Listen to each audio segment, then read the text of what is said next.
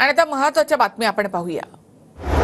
लाडक्या बहिणींसाठी निर्णय घ्यावा लागेल असं मी दोन्ही उपमुख्यमंत्र्यांना सांगितलं होतं। लाडकी बहीण योजना आपणच आणल्याचा मुख्यमंत्री एकनाथ शिंदेंचा अप्रत्यक्ष दावा। मुख्यमंत्री शिंदेंकडून भाईजान सलमान खानचा डायलॉग म्हणत सरकारचं कौतुक, एक बार कमिटमेंट करने के बाद मैं खुद की भी नहीं सुनता, असंच आपलं सरकार, शिंदेंचं विधान।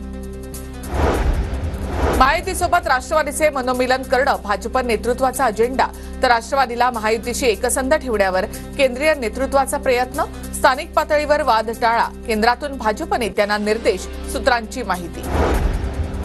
शिंदेंच्या नेतृत्वामध्ये लढल्यामुळे महायुतीच्या 183 ते 200 जागा येतील। सत्तेपासून महायुती 100% दूर जाणार नाही, संजय गायकवाडांचा विश्वास।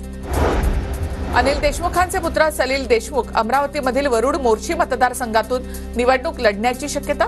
नवीन चेहरा म्हणून सलील देशमुख यांच्या नावाची सध्या चर्चा सुरू। देवेंद्र भुयार यांच्या विरोधात सामना रंगण्याची शक्यता।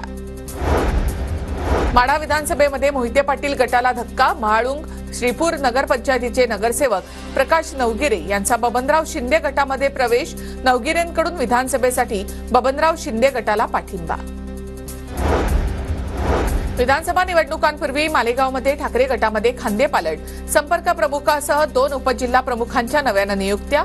लोकसभा निवडणुकीतील कामाचा आढावा घेतल्यानंतर बदल केल्याची अद्वै हिरे यांची माहिती।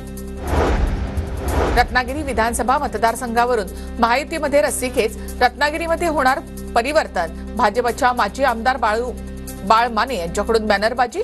बाळ माने विधानसभेसाठी इच्छुक, तर रत्नागिरी विधानसभेचे उदय सामंत विद्यमान आमदार।